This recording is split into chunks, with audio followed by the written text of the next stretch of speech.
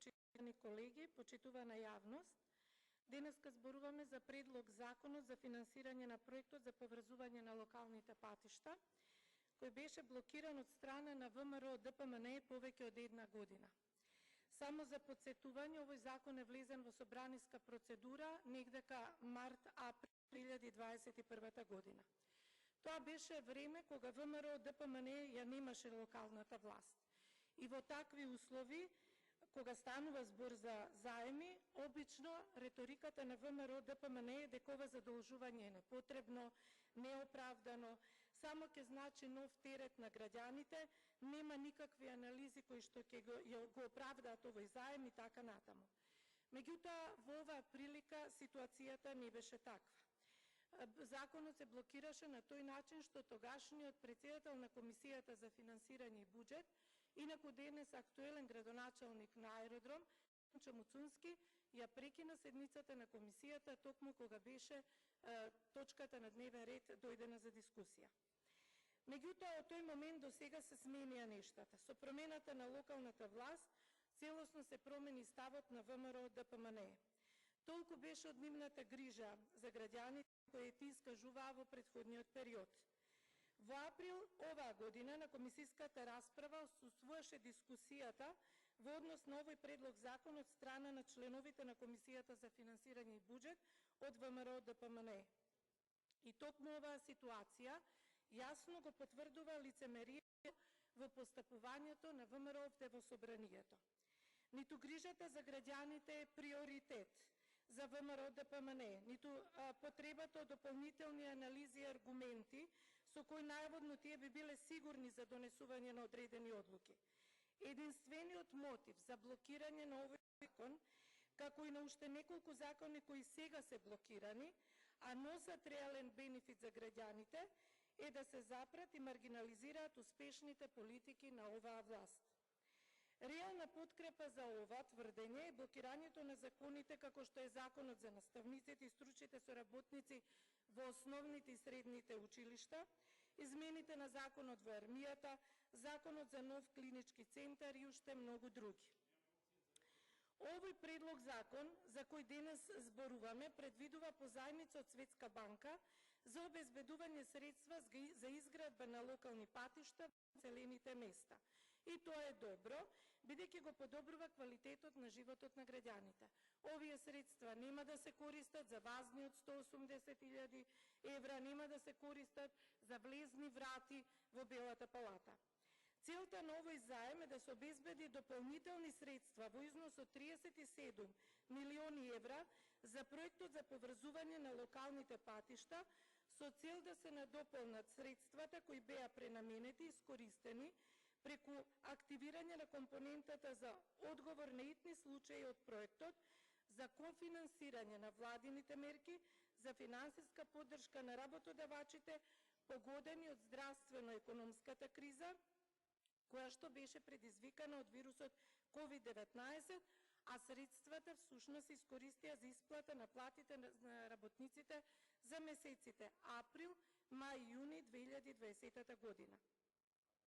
Проектот за поврзување на локалните патишта ќе се реализира во 80 општини и во градот Скопје, каде ќе се реализираат градешни активности за рехабилитација, реконструкција и надградба на локалните патишта и улици со вкупна должина од 450 километри. Со проектот ќе се подобри безбедноста на патиштата, но исто така ќе се обезбеди социјална вклученост, бидејќи со овие реконструкции и изградби ќе се постигне подобро поврзување на оддалечените и загрозените заедници и зголемување на достапноста на транспортната мрежа на локално ниво. И ова не беа доволни аргументи уште пред една година опозицијата да го поддржи овој закон.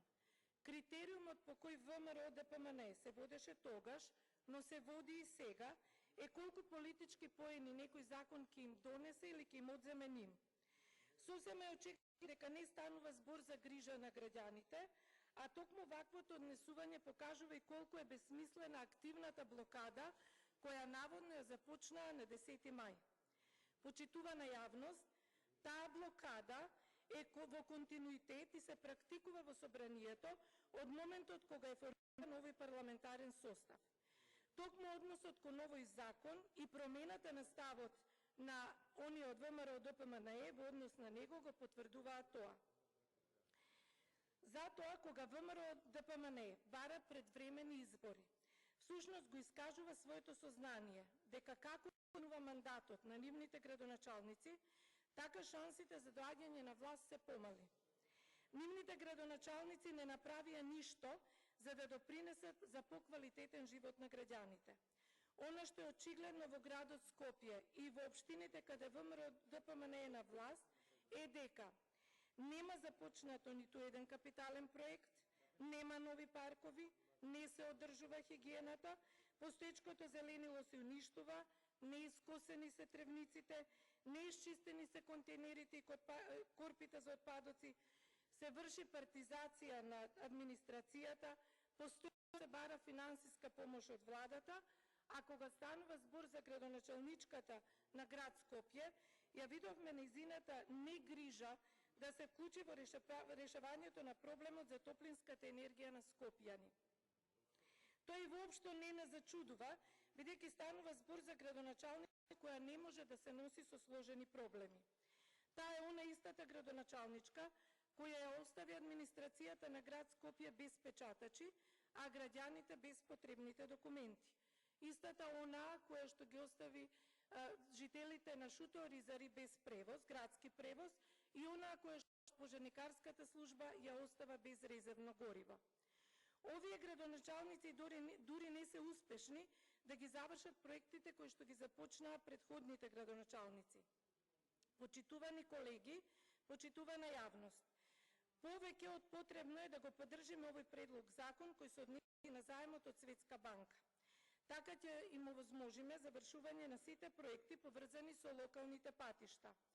Така ќе им овозможиме поквалитетен живот на нашите граѓани, а тоа е наша должност.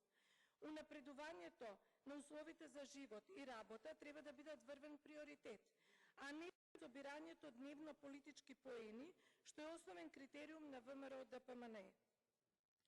Односот на пратениците од опозицијата кон овој закон јасно ја потврдува следната ситуација.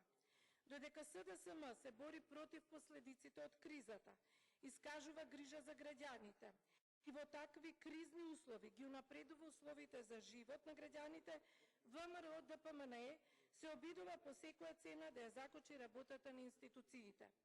Во време на кризи, кога сите капацитети треба да бидат ангажирани во справување со последиците од неа, пратениците на опозицијата треба да покажат барем малку одговорност и да се откажат од блокадите и деструкциите.